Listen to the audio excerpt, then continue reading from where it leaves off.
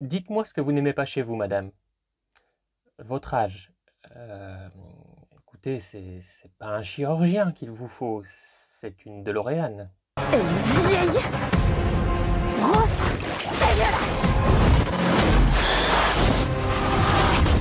Oh, les gens vont adorer ça. The Substance est un film de Coralie Farja qui avait déjà réalisé il y a 7 ans de cela le film Revenge, qui était, à mon sens, pas mal du tout. Il n'allait pas aussi loin que ce que je voulais de souvenir, mais il était déjà très intéressant. Et là, elle nous revient avec un second film. Et quel film! Un drame onirique, un thriller satirique, un body horror! Un body horror presque français! Collaboration britannique, américaine et française. Sans spoiler pour le moment, je vous dirai simplement que le film est excellent. Il a reçu le prix du scénario à Cannes. Alors c'est peut-être pas le prix que je lui aurais donné. Prix de la mise en scène, prix du découpage ou prix d'interprétation. Le scénario en lui-même, bien qu'il soit très bien, c'est un scénario que les fans de films de genre connaissent très bien. Une femme ou même un homme obsédé par la vie éternelle, une star en fin de carrière qui redoute la vieillesse, qui redoute l'oubli, tout ça on le connaît. C'est Wasp Woman, c'est La mort vous va si bien, c'est un épisode des Contes de la Crypte, c'est Rejuvenator, c'est La beauté du diable et j'en passe. C'est aussi un peu le Dr Jekyll et Mr Hyde avec cette histoire de potions et de double maléfique. J'irais même jusqu'à parler de Reanimator qui essayait de vaincre la mort, la vieillesse, c'est le même combat, jusque dans l'aspect verdâtre de l'Activator. C'est aussi le portrait de Dorian Gray, sauf que ici le portrait est remplacé par le personnage d'Elizabeth, interprété par Demi Moore, qui fait office de portrait et qui va se détériorer. Mais ce qui est intéressant ici, ça va être le traitement de ce sujet connu, un sujet qui est toujours inépuisable, qui est toujours d'actualité. C'est tout le monde, on n'a pas envie de vieillir, on n'a pas envie de mourir, on n'a pas envie de se faire oublier. Bon, sauf si vous êtes un tueur en série, là en général vous avez envie de vous faire oublier. Et bien que ce soit un sujet d'actualité, je suis quand même un tout petit peu mitigé sur ma propre phrase quand je dis que le film est d'actualité parce que il a un traitement qui a peut-être quelques petites années de retard. Alors moi ça me dérange pas du tout, je me resitue quelques années en arrière et je comprends le délire. Je vous dis quelques années de retard parce que on a l'impression d'être dans le Hollywood de Weinstein un peu. Alors il n'y a pas de harcèlement sexuel direct, par contre il y a tout ce harcèlement par rapport au fait qu'il faut être jeune. Hop, dès que tu vieillis, t'es dégagé. Et il y a cette grosse influence masculine. Et il n'y a que des hommes dans l'industrie cinématographique. Ça fait un petit peu exagéré aujourd'hui, en sachant que les choses évoluent tout doucement, qu'il y a eu MeToo, qu'on laisse de plus en plus de place aux femmes dans le cinéma. Donc c'est pas très dérangeant, mais j'avais envie de mentionner parce que vous aurez peut-être cette sensation de vous dire tiens, le film n'aurait-il pas un peu quelques années de retard? Est-ce qu'il n'aurait pas dû sortir il y a quelques années? D'ailleurs, je crois que ça fait 5 ans qu'elle le mûrissait, son film. Donc voilà, moi après ça me dérange pas parce que je me resitue un peu dans cette époque, puis c'est aussi une sorte peut-être de Hollywood fantasmé. Alors il y a un reflet de la réalité, mais il y a quelque chose aussi un peu exagéré.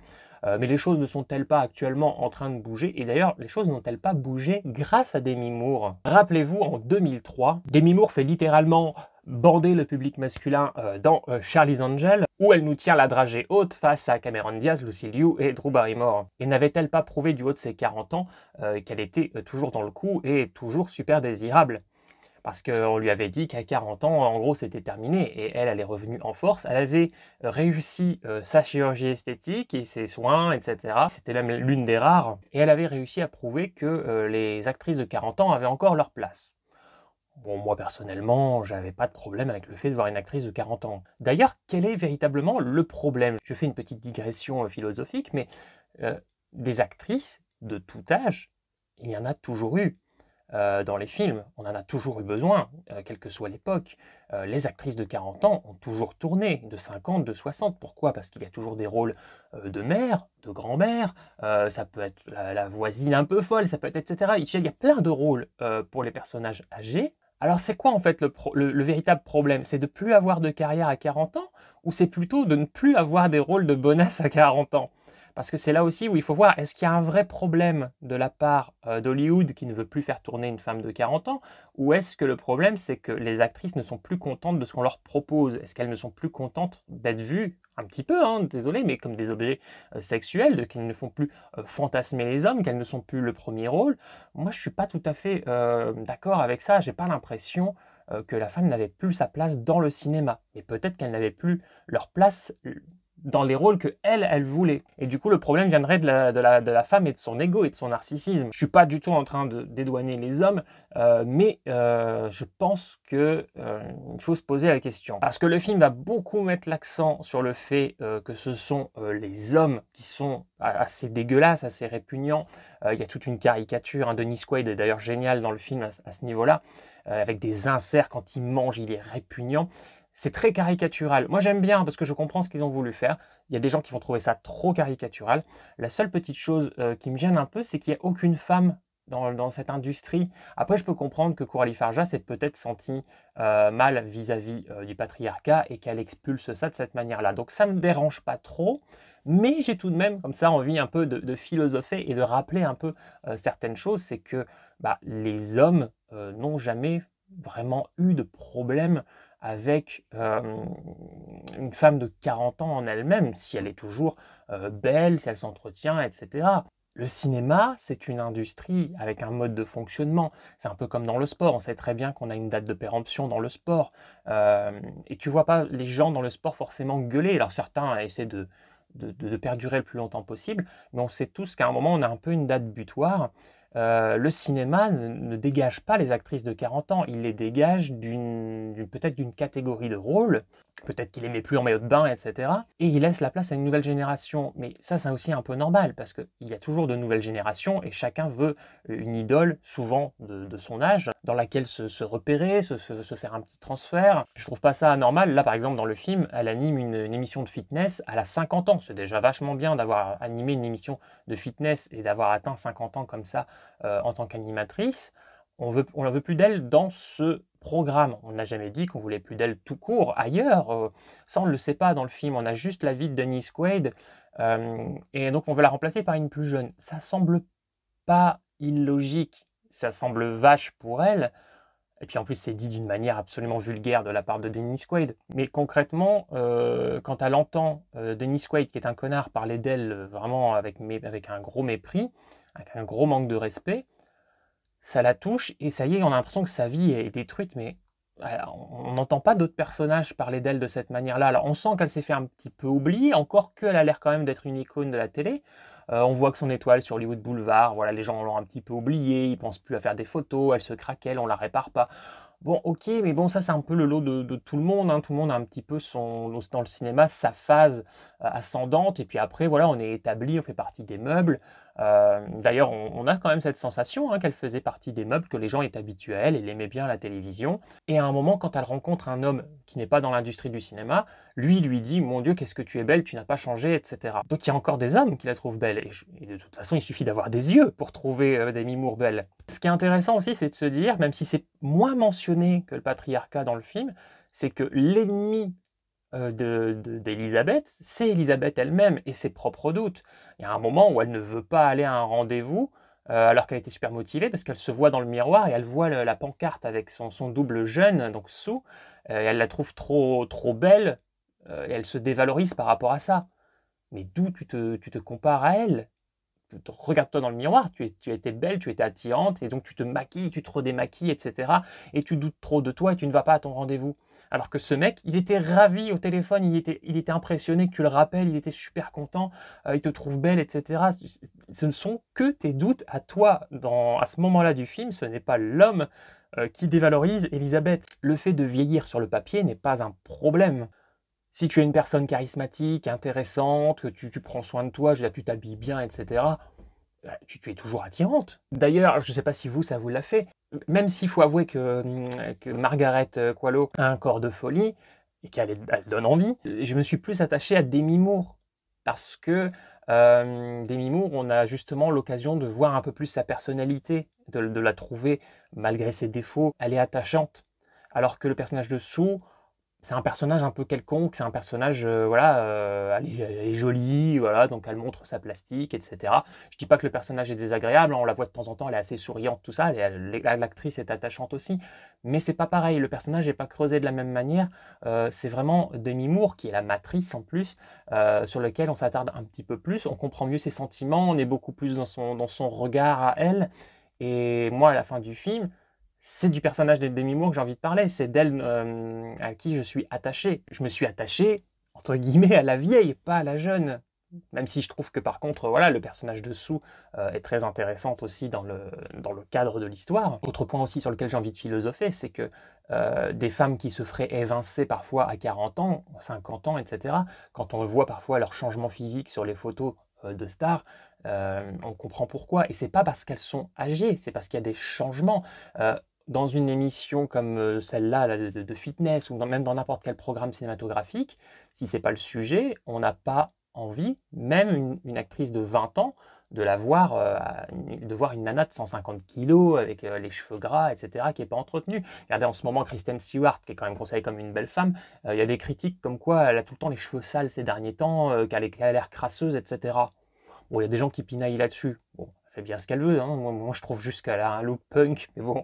Donc je pense pas que ça soit une question d'âge. Par contre, si tu commences à faire de la chirurgie esthétique, on va commencer à te trouver pathétique. Donc les gens vont venir effectivement te critiquer. Mais en fait, ce qu'ils critiquent, c'est pas ton âge, c'est ton pathétisme. Donc pour tout ce que j'ai énuméré par rapport à Charlie's Angels, Demi Moore, c'est un très bon choix. Un choix très judicieux, et ça fait tellement plaisir de la voir dans le film. Je vais pas dire de la revoir, comme le disent certains youtubeurs ces temps-ci, en faisant leur critique de The Substance, parce qu'on a l'impression, quand on les écoute, que Demi Moore, on n'avait plus de carrière. J'en ai même entendu dire, ça fait un moment qu'elle faisait plus rien. C'est faux. C'est complètement faux. Demi Moore, elle a continué de tourner, elle a fait plein de choses, elle ne s'arrête jamais de tourner. Ce qu'il faudrait dire, c'est que ça fait plaisir de la revoir dans un gros projet avec beaucoup de communication autour d'elle. Mais Demi Moore a toujours continué de tourner. Moi, j'aime bien Demi Moore, je suis sa filmographie. J'attends pas de voir une promotion d'un film avec elle pour me dire « Tiens, je vais me réintéresser à Demi Moore ». Non, moi, quand j'aime bien quelqu'un, je suis sa carrière. Et je suis désolé, Demi Moore n'était pas rincée. Demi Moore était toujours là. Elle a juste peut-être pas choisi les bons scénarios, participé aux meilleurs projets, mais elle tourne toujours. Et elle nous a pas fait des grosses daubes, elle n'est pas partie dans une carrière DTV à la Steven Seagal. Et c'est là aussi où je rebondis encore une fois sur le fait que les actrices de 40, 50, 60 ans ont toujours leur place. C'est que moi, les actrices que j'aime depuis que je suis môme, qui avaient une trentaine d'années alors que moi j'en avais une dizaine, aujourd'hui, elles ont 50, 60 ans. Et elles sont toujours là dans les médias, et elles sont toujours dans des séries ou des films à succès. Dans mes chouchoutes, vous le savez, il y a Christina Ricci. Christina Ricci, elle a du succès encore ces dernières années. Elle est dans la série Yellow Jackets, elle est revenue dans Wednesday, et elle est toujours super belle. Winona Ryder, toujours magnifique. Stranger Things, série à succès. En ce moment, elle est à l'affiche de Beetlejuice, énorme succès, et les gens sont super contents de la revoir. Michelle Pfeiffer à 60 piges qui est dans le MCU. Je digresse encore un petit peu, mais est-ce que c'est pas une excuse de cracher sur la société, sur l'industrie du cinéma, sur des soi-disant diktats de la beauté, alors qu'en fait, les femmes sont assaillies par leurs propres doutes? Est-ce qu'après avoir entendu, comme là Demi Moore dans le film, une ou deux réflexions sur elles, est-ce que ce n'est pas d'elles-mêmes qu'elles se mettent en retrait? Parce que là, clairement, quand tu regardes le film, il y a matière à philosopher, parce qu'elle se retire très très vite du monde. Et là, c'est là où je ne sais pas si c'est un petit couac de la part de Coralie Farja, ou si c'est plus subtil, si elle veut qu'on réfléchisse à ça. Est-ce qu'elle a préféré mettre en avant le sujet du patriarcat et pas trop en avant le sujet que la femme est aussi responsable de sa situation? Parce que en très très peu de choses, le premier plan de Demi Moore, je suis désolé, il faut le dire tel qu'il est, elle est belle et elle est bandante, elle est en train de faire du fitness, elle est canon comme tout. Et là, tu entends un mec après, donc Dennis Quaid, qui dit que voilà, elle est trop vieille, machin, etc. Et elle se met à douter d'elle. Comment tu peux douter de toi avec ce corps, avec ce physique? Alors, ok, les autres peuvent te mettre un doute, mais il aurait peut-être fallu montrer plus de gens. Là, ça me donne du coup vraiment l'impression que le sujet, c'est de dire que oui, il y a l'industrie du cinéma qui prend des décisions qui peuvent blesser, mais aussi que ses propres doutes l'assaillent et qu'elle est son propre bourreau. J'essaie pas de défendre Hollywood et les hommes qui sont remplis de défauts, mais je pense qu'on oublie beaucoup trop souvent que les hommes n'ont jamais demandé aux femmes de 40 ans de faire ce genre de chirurgie qu'elles font régulièrement, parce que le film est aussi une allégorie de la chirurgie esthétique. Le fait comme ça d'aller trop loin et de regretter et de se dire « mais j'étais tellement mieux avant, j'aurais dû assumer ma vieillesse ». Là, ici, on sent bien, il y a tous ces hommes qui sont agglutinés devant elle, comme ça, avec une sorte d'effet fisheye même des fois, il y a quelque chose d'assez malaisant. Il y a aussi cette scène qui est assez géniale où ils regardent au ralenti les images de Sue, et particulièrement des mouvements de ses fesses, parce qu'ils pensent qu'il y a eu un couac à un moment à l'écran. Ils ont vu quelque chose, donc ils sont obligés de passer l'image au ralenti. Et tu vois tous ces hommes comme ça, toute cette horde d'hommes qui avancent pour voir les détails, mais ce sont des écrans avec les fesses de la fille, et ça donne quand même cette impression voilà, de tous ces mecs en chien là qui matent un cul. Donc je pense que le propos féministe pourrait en agacer certains, même si d'une certaine manière, moi je comprends. Je me dis, oui, elle a peut-être eu un ras-le-bol de la réaction de pas mal d'hommes. Du coup, elle a eu besoin de caricaturer les choses comme ça. Mais j'avais envie de rétablir un peu les choses pour les quelques hommes qui, comme moi, ne sont pas des connards avec les femmes, et notamment avec les femmes, entre guillemets, vieillissantes. Parce que je pense que c'est pas l'âge qui te fait vieillir, c'est vraiment ton état d'esprit, ta façon d'être. Moi, je connais des femmes qui me disent « Ah non, moi, je porterai pas cette robe, elle est rouge, voilà, passé 40 ans, tu portes plus des couleurs comme ça. » J'ai entendu de nombreuses fois des réflexions comme ça, et à chaque fois, je leur dis « Mais c'est stupide !» Je me gêne pas, je leur dis c'est complètement idiot. Au contraire, justement, si tu te sens vieillir, insiste sur le fait de t'habiller avec des couleurs, de manière jeune. Enfin, je trouve ça ridicule. Sous prétexte que tu as passé 40 ans, tu t'habilles quoi, en beige? En regardant le film, j'ai pas pu m'empêcher de me dire mais pourquoi il n'y a que des hommes? Alors, évidemment, la réponse, c'est sûrement dénoncer le patriarcat, mais la question qu'on peut se poser, c'est que si une femme était la productrice de ce programme de fitness, est-ce qu'elle n'aurait pas réagi de la même manière que Dennis Quaid? Parce qu'à un moment, une productrice, ça pense au pognon. Et elle se serait peut-être dit, bon ok, je l'aime bien Elisabeth, mais elle a 50 ans, voilà, les audiences sont bien, mais ça stagne. J'ai envie de mettre un petit coup de collier, j'ai envie de faire monter les audiences. On va prendre une petite nana toute fraîche que personne ne connaît, hyper bonasse, et c'est ça qui va faire grimper le spectateur, enfin les taux d'audience, mais le spectateur va grimper aussi. Là, c'est plus une logique professionnelle. Moi, je suis pas contre le fait qu'il y ait des programmes de fitness avec une nana qui aurait 70 balais, je m'en fous. Je me dis qu'il faut des représentantes de toutes les tranches d'âge pour la société, pour le public. Mais c'est aussi très logique de se dire, si on a une nana de 70 piges, on en veut peut-être aussi une de 20 piges pour les nanas de 20 piges. Est-ce qu'une nana qui a 20 ans a envie de regarder une animatrice de 50 ans lui parler de fitness? Je vous pose la question à vous les femmes, est-ce que c'est ce que vous avez envie? Honnêtement, les hommes, je vous pose la question, est-ce que vous refuseriez de travailler ou de sortir avec Demi Moore telle que vous la voyez dans le film, juste parce que sur le papier, on vous dit elle a 61 ans? Moi, j'en ai 37. Je te jure que si Demi Moore me file un rencard, là, en l'état, je dis oui. Et tout à l'heure, donc, je vous faisais le comparatif avec les sportifs qui sont obligés de s'arrêter à un certain âge. Les actrices, pour moi, ce sont des nanas, même les chanteuses, etc., qui perdurent beaucoup plus longtemps dans leur métier, même aussi longtemps qu'elles le veulent.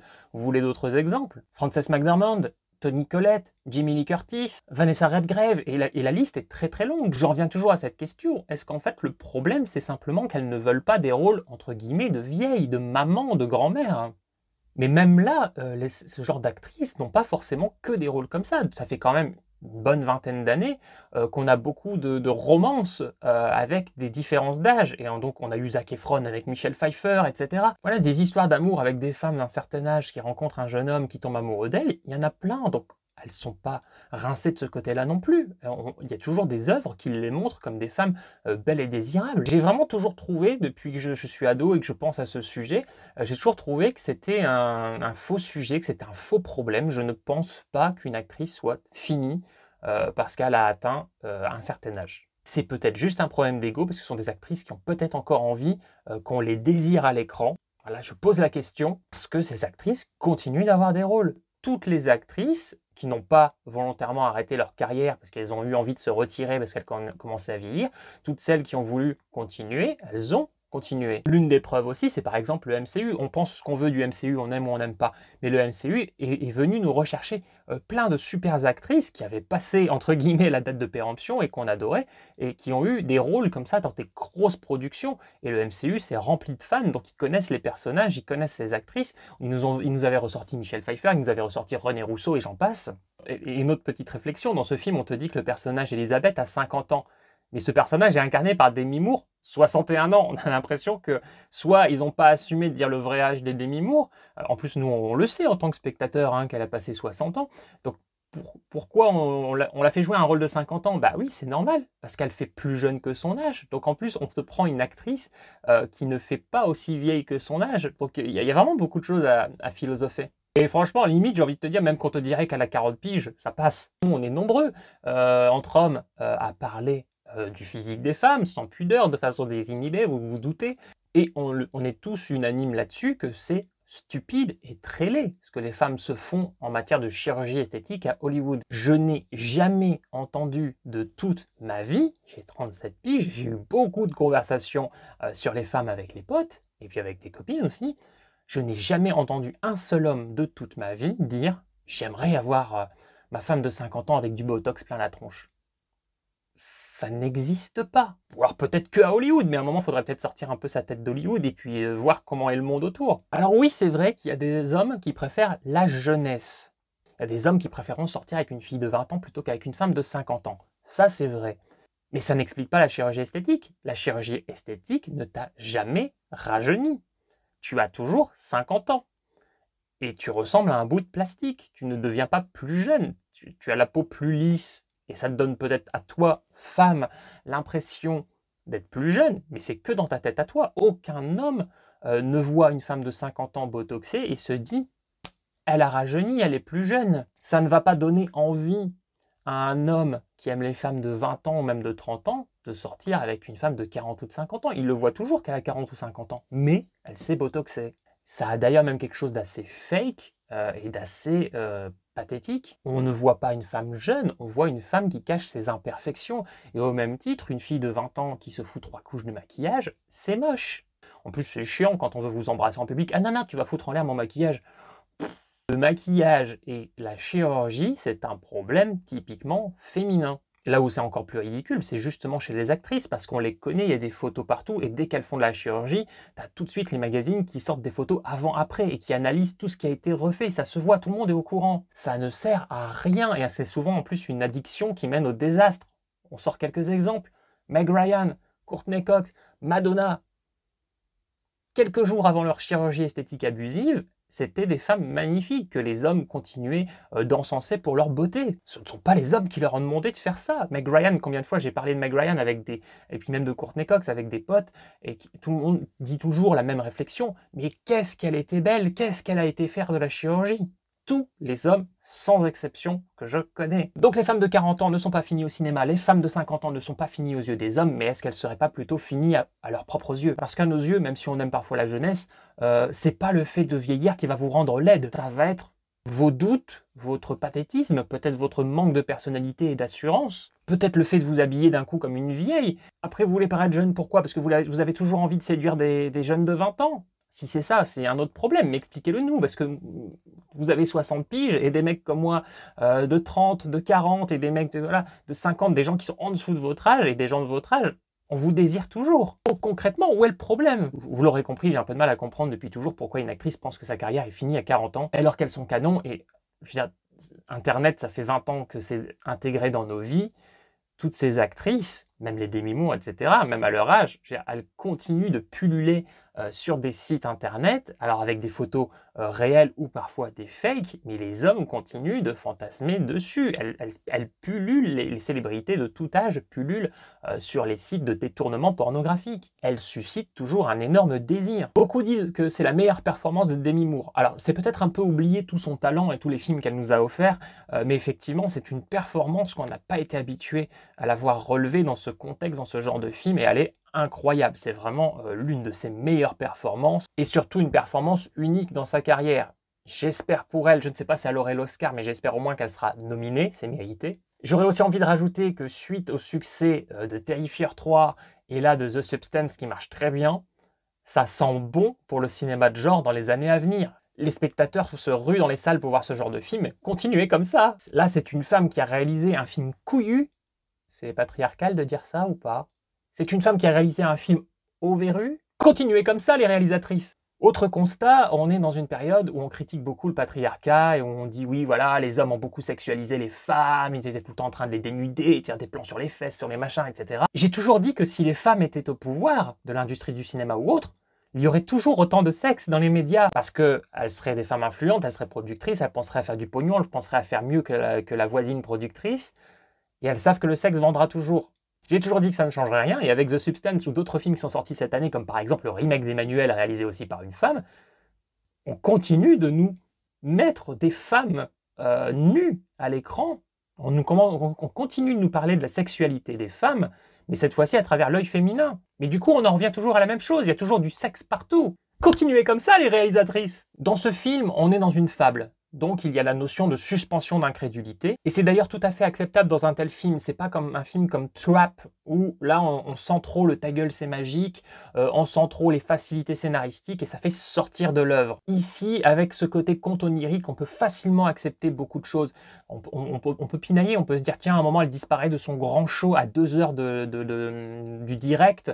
C'est étonnant que personne ne se pose de questions, que tout le monde est dans la salle et l'attende, tout le monde sait qu'elle va débarquer sur scène, qu'elle soit réussi à rentrer dans l'état dans lequel elle est sans que personne l'empêche, sans que personne s'interroge, sans que... Voilà, il y a des petites choses comme ça, on va dire, qui sont ellipsées. Ça passe, parce que justement, il y a un côté très fable, grossière, volontairement grossière, pour pouvoir déboucher sur un message et sur cette morale. Ça finit en grand guignol jusqu'au boutiste. Et ce film est teinté d'humour. Alors un humour noir, certes, mais rempli d'humour. Et ce qui commence comme un drame, finit comme un film à la Cronenberg, comme un Horribilis même, ou un film de Frankenheimer. J'ai eu aussi un petit coup de bol dans mon cinéma. Au moment où je prends le ticket, la séance était censée être en VF, parce que moi je vais aux séances du matin, parce qu'elles sont à 5 €, elles sont 6 € moins chères que les séances de l'après-midi et du soir, et que c'est pour ça que je peux me permettre d'aller aussi souvent au cinéma, c'est parce qu'il y a des séances à 5 €.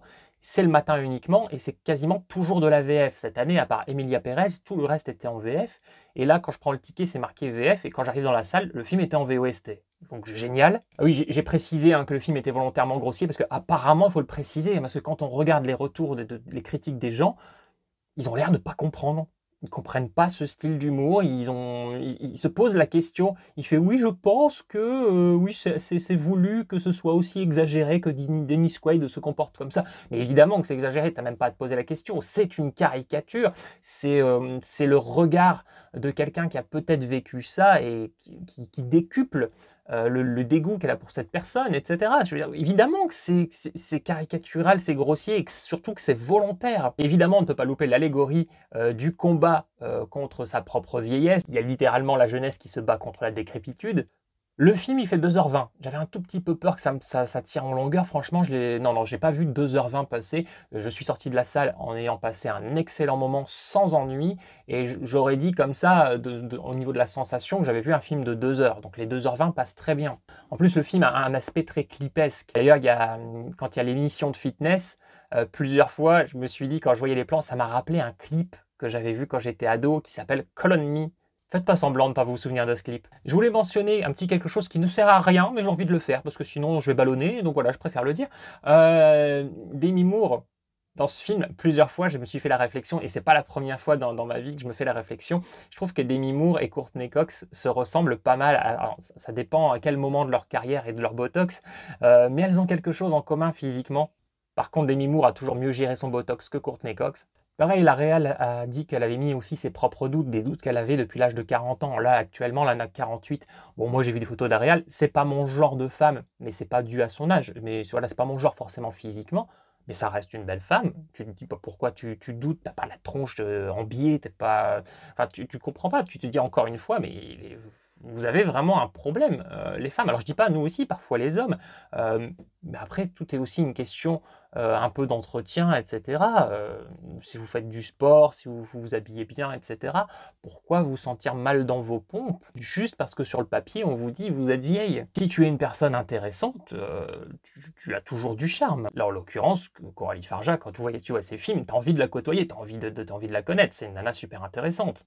Un autre message aux femmes et aux hommes également vieillissants, si vous n'arrivez pas à pécho, ce n'est peut-être pas dû à votre âge, c'est peut-être dû à votre personnalité, ou plutôt à votre manque de personnalité, à vos doutes qui nous cassent les couilles, à votre manque d'assurance qui nous emmerde, que vous êtes déjà peut-être un personnage triste et terne depuis toujours et que vous vous rendez compte seulement à 40 ans que vous êtes seul, alors que vous l'êtes déjà depuis des années. C'est peut-être simplement que vous êtes une personne nulle.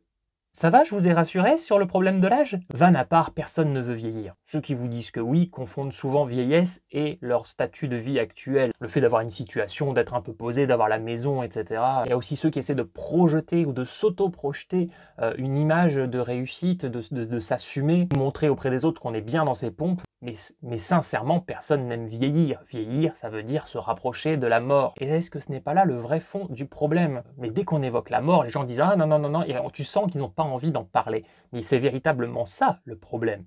Plus tu es sur le déclin, plus tu vieillis, plus tu sais que tu approches de cet instant fatidique. Mais les gens n'ont pas envie d'en parler. Et alors, est-ce qu'ils planquent pas plutôt ça sous le tapis du diktat de la beauté? Vous avez 3 heures. Vous sentirez aussi l'influence de Kubrick, ça c'est clair, 2001 l'Odyssée de l'espace, Shining. Il y a des inserts de ouf dans cette mise en scène. Est-ce que c'est donc pas plutôt un film sur le narcissisme et ses propres peurs? Alors pour tous ceux qui vendent en ce moment le film dans leurs vignettes, etc., en disant nauséeux, à vomir, dégueulasse, trash, etc., moi je vais être plus mesuré parce que oui, je vois que c'est ce que fait le film. Effectivement, il y a des moments assez dégueux, etc., mais si vous êtes un habitué de ce que je vous ai cité précédemment, Frankenenlotter, Horribilis, les body horror de Cronenberg, ce que vous allez voir, vous le connaissez.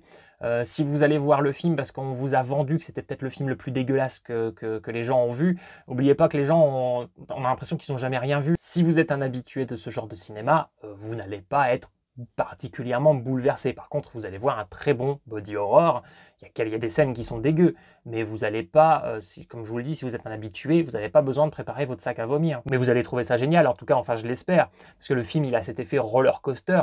On te propose quelque chose et puis ça va de plus en plus loin pour un final qui est grand guignol. Moi, je trouve que le film fait très... dans le sujet, on a l'impression d'être revenu un peu dans les années 80, mais avec une mise en scène très moderne. Et puis aussi, même les émissions de fitness, moi, ça me fait penser à des films comme Perfect avec Jamie Lee Curtis. Moi, j'ai eu de la chance, j'ai vu ce film sans qu'on me spoil que le final partait en sucette. Apparemment, là, il y a beaucoup de photos qui sont en train de filtrer. Il y a beaucoup de gens qui publient les images grand guignol de la fin. Moi, je ne le savais pas du tout. Donc, quand j'ai vu ça, j'ai pris mon pied. Je me suis dit, putain, mais le film, il part carrément en sucette. Et j'entends pour l'instant, parce que j'ai rattrapé des critiques entre le moment où j'ai vu le film, le moment où je suis rentré chez moi, j'ai rédigé mes quelques notes et voilà, j'ai rattrapé quelques vidéos. Et j'entends que pour l'instant, pour la plupart des gens qui ont vu le film, c'est le point faible du film, c'est justement ce dernier quart d'heure. Pas pour moi. Et je pense que si vous êtes fan de films de genre et de films qui vous surprennent et qui vont sur des terrains très peu employés, vous allez être content de voir que le film part là-dedans. Mais les gens, il leur faut pas grand-chose pour être chamboulés. J'ai envie de dire bravo à Demi Moore pour sa performance. J'ai envie de lui dire bravo d'avoir accepté un tel film. J'aurais jamais cru l'avoir faire certaines scènes, notamment sur le dernier quart d'heure du film. Certaines mauvaises langues diront, bah de toute façon, voilà, elle avait pas grand-chose à perdre. C'était une manière aussi de se remettre sur le devant de la scène et de faire parler d'elle, peut-être. Mais quand même, quoi. Et puis surtout, bah, elle se met à nu, dans tous les sens du terme. Bravo aussi à Margaret Qualley, hein, qui n'est pas sans démériter. Elle a des faux airs à Amber Heard aussi, je trouve. J'ai aussi vu une interview de Demi Moore qui disait que c'était une prison, qu'elle s'était auto-imposée. J'ai beaucoup aimé voir Demi Moore s'exprimer dans ce sens-là, parce que du coup, ça va dans le sens de ma propre théorie, de tout ce que je vous ai expliqué tout à l'heure. Et j'ai l'impression qu'on n'insiste pas assez sur ce sujet-là dans le film. Je trouve qu'on insiste beaucoup sur les hommes qui ont une mauvaise influence sur la femme, mais pas assez sur les femmes qui ont une mauvaise influence sur les femmes. Et j'ai très souvent eu ce genre de discussion avec des copines, parce que moi j'ai beaucoup plus d'amis filles que mecs. Alors peut-être moins maintenant que je suis sur YouTube et j'ai une communauté d'hommes, mais dans la vie réelle j'ai beaucoup plus d'amis filles. Et on a toujours eu beaucoup de débats, et elles m'ont toujours dit que les femmes entre elles étaient des saloperies, que le regard des femmes entre elles était très dur. Et moi qui travaille sur des tournages de films, souvent en tant qu'acteur, mais parfois aussi à la réalisation, à la co-réalisation, où j'ai parfois servi de seconde équipe, il m'est arrivé d'organiser des scènes un petit peu sexy, tout ça, et je demandais aux actrices, est-ce que tu veux, parce que bon là, le perchman, le caméraman, voilà, c'est que des mecs, est-ce que tu veux pour cette scène où tu te déshabilles un peu, machin, etc., pour te sentir à l'aise, est-ce que tu veux que je fasse venir une script, voilà, qui serait une femme? Est-ce que tu veux que ma copine soit présente parce qu'elle connaissait peut-être ma copine, tout ça? Donc, est-ce que tu veux que ma copine soit présente? Voilà, qu'il y ait une aura, une atmosphère féminine aussi pour qu'elle se sente bien. Et à chaque fois, toutes les actrices, sans exception, m'ont toutes dit non, non, non, c'est bon comme ça, puis je préfère quand il y a des mecs plutôt que des filles.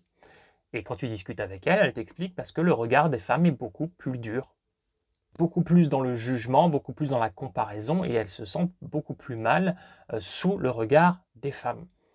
Alors je dis pas qu'elles peuvent pas se sentir mal sous le regard des hommes, bon je pense que nous, comme on était toute une équipe de geeks, tout ça, elles se sentaient à l'aise, elles ont vu qu'on n'était pas des dangers pour elles, mais voilà, j'étais étonné, moi en tant qu'homme, alors que je faisais cette proposition que je pensais qu'il leur plairait, de me rendre compte que non, elles ne voulaient surtout pas la présence de femmes autour d'elles pendant ce genre de scène. À méditer, dites-moi vous les femmes hein, qui regardez cette vidéo, hein, si ça vous semble aberrant ce que je vous dis, ou si vous êtes d'accord avec ça. Dans une autre interview, j'ai vu qu'elle parlait du fait qu'il y a cette sensation de ne plus voir des femmes de 40 ans dans les médias, etc., notamment dans les animatrices et tout ça. Et moi, pareil, j'ai pas ce ressenti-là. Je me dis, mais pas du tout. En France, comme aux États-Unis, moi, je sais pas, en France, bon, on a grandi avec des Claire Chazal, des machins. On a des émissions avec des présentatrices qui ont tout à fait au-delà de 40 ou 50 ans. Là, celle qui présente C'est à vous, par exemple, elle avait parlé de son âge. Pareil, elle approche la cinquantaine. Aux États-Unis, il y a plein de talk shows avec Hélène DeGeneres, Drew Barrymore, etc. Elles ont complètement passé aussi cette date de péremption. Je me souviens qu'il y a quelques années, en 2018, Axel Lafont avait fait la couverture de Playboy. Et j'en passe, hein, il y en a plein des exemples. Donc pour moi, ça me semble assez abstrait. Pour moi, une femme ne se fait pas oublier parce qu'elle a vieilli. Elle se fait oublier parce qu'elle n'est plus belle ou sexy. Ça passe ça ou pas? Et maintenant, un petit peu de spoilers. Dans les détails que j'ai aimés, il y a Demi Moore qui a une cicatrice dans le dos. Alors ça c'est pas un très gros spoil puisque vous le voyez sur l'affiche. Un élément que j'ai aimé, un parallèle, c'est lorsque sa version jeune Sue a une robe avec une énorme fermeture éclair qui s'ouvre dans le dos. Ce qui est bien retranscrit aussi sont les doutes à travers le jeu de Demi Moore, du personnage d'Elizabeth. Je vous parlais de cette scène où elle se maquille, elle se redémaquille parce qu'elle a vu la photo de Sue et qu'elle doute. Il y a beaucoup de moments du film d'ailleurs qui passent beaucoup par le jeu et pas forcément par les dialogues. Il n'y a pas énormément de dialogue quand on regarde bien sur un film de 2h20. Et encore une fois, ce qui est amusant, c'est que nous, en tant que spectateurs, et je pense que la réalisatrice le voit aussi, c'est que quand Demi Moore est dans sa belle robe rouge, elle est apprêtée, elle va sortir, elle va à son rendez-vous, elle s'apprête à y aller en tout cas, elle est canon. Et parce que en sortant de sa salle de bain, elle voit cette pancarte, elle se met à douter d'elle, et tu vois que le problème est vraiment interne au personnage d'Elizabeth. Parce que c'est pas parce que il existe cette fille plus jeune avec un cul plus ferme, que son cul n'est plus intéressant, qu'elle n'est plus une belle femme. Nous, en tant que spectateurs, on se dit, mais vas-y, va à ton rendez-vous, Elisabeth, tu es canon. Tu es canon, Demi Moore. Il y a aussi un moment où voilà, elle est devenue monstrueuse et où elle essaie de remettre son tableau à un grand cadre sur lequel à un moment elle a jeté un verre ou je ne sais plus quoi, elle a brisé le cadre, il y a une fêlure au niveau de l'œil et tout ça. Et elle essaie de le remettre. Et c'est là où tu vois ce parallèle avec la chirurgie. Moi, ça m'a vraiment fait penser à ces femmes qui, à 40 ans, sont belles, mais doutent, font de la chirurgie, elles se ruinent le visage. Je pense notamment à Courtney Cox qui a regretté sa chirurgie et qui après doivent regarder des images d'elles juste avant leur chirurgie et se dire putain mais j'étais tellement bien à 40 ans, pourquoi j'ai fait ça? Et tu sens, c'est touchant parce que tu sens qu'au final, à ce moment-là, au moment où elle essaie de remettre son grand cadre, tu comprends à quel point elle regrette, elle se dit mais j'étais pas si mal que ça. Et du coup, je pense que malgré ce côté grand guignol, le côté film de genre, c'est un film qui peut aussi vous faire relativiser. Si vous comprenez le propos du film, vous pouvez sortir de là en assumant votre âge. Vous voyez, c'est con, mais en ce moment, je parlais avec un pote, on est encore jeune, nous, on n'a pas passé la barre des 40 ans, mais on a des petits problèmes de dents en ce moment. Moi, j'ai une dent là qui s'est effritée, et sur le coup, on se prend un peu la tête, on parlait de ça, on fait « Oh putain, on a les dents qui partent en couille là, putain, on est jeune, machin, etc. » Et en fait... quand j'ai regardé ce film et ce passage, tout ça, je me suis dit, mais pourquoi je me prends la tête avec ça? Je veux dire, voilà, j'ai juste un peu à attendre, je vais voir le dentiste, il va me réparer tout ça. Pourquoi je me pose des questions, je m'interroge, ça sert à rien. En fait, ça m'a fait un peu relativiser. La plus grosse interrogation que je vais avoir pendant le film, c'est quoi l'intérêt de cette expérience pour Elisabeth? Parce que on leur dit qu'elles sont la même personne. Effectivement, si la matrice meurt, par exemple, eh bien le double va mourir aussi. Mais elles ne sont pas connectées psychologiquement. Lorsque Sue est vivante, elle est animée, elle est réveillée, parce qu'elle doit être réveillée pendant 7 jours. Après, hop, elle doit switcher. C'est Demi Moore qui est à nouveau éveillée pendant 7 jours pendant que le corps de Sue dort, etc. Quand Sue est éveillée, qu'elle fait sa vie, qu'elle a le succès, etc., le personnage d'Elisabeth ne ressent pas toutes ces choses. Elle n'est pas là à travers le corps dessous. Donc en fait, elle dort pendant une semaine, elle se réveille et elle voit à la télévision, sur des pancartes, etc., pendant qu'elle végète chez elle. C'est quoi l'intérêt? Parce que du coup, tu peux pas avoir l'impression d'être jeune, tu ne vis pas, tu ne reçois pas les compliments, les paparazzis, les flashs, les photos, c'est pas pour toi. Donc concrètement, qu'est-ce qu'elle y gagne? Parce qu'elle voit une inconnue avoir du succès à sa place. Est-ce qu'elle se leurre elle-même de se convaincre que c'est quand même elle?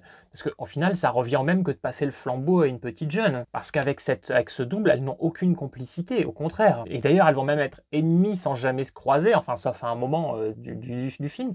Mais elles ne se croisent pas et elles sont quand même un peu ennemies l'une envers l'autre. Et jamais elles ne pensent à communiquer l'une envers l'autre en se laissant peut-être des petits mots ou une vidéo ou quelque chose. Est-ce que c'est une manière de dire que la jeunesse et la vieillesse ne peuvent pas communiquer ensemble, c'est soit l'un soit l'autre? Un autre mystère irrésolu, mais qui n'est pas forcément si important que ça, celui-là, c'est qui sont ces gens derrière la substance, qui sont ces voix au téléphone? Voilà, ça on ne le sait pas, je pense, je suis pas sorti de la séance frustré de ne pas le savoir.